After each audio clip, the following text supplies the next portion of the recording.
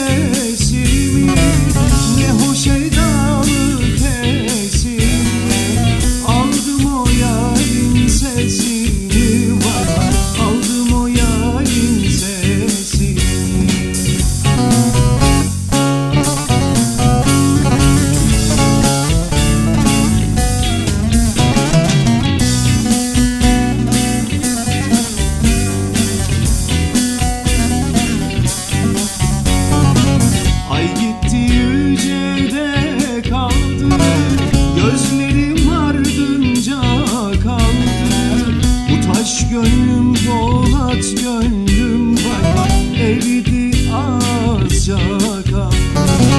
Ay gitti yücede kaldı, gözlerim ardınca kaldı. Bu taş gönlüm Polat gönlüm vay eridi azca kaldı. Esti baharın nesimi, ne hoş edalı kesimi. Aldım o yarın sesini var, aldım o yarın sesini.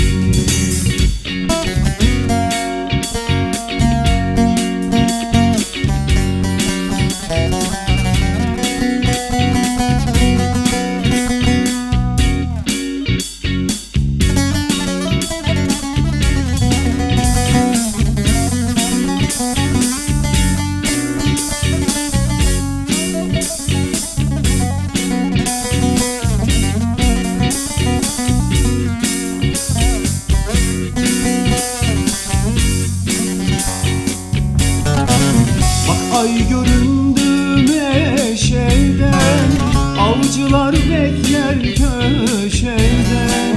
Kokusunu gülden almış vay vay, yanakları menevşeden. Bak ay göründü meşeden, avcılar bekler köşeden. Kokusunu gülden almış vay vay, yanakları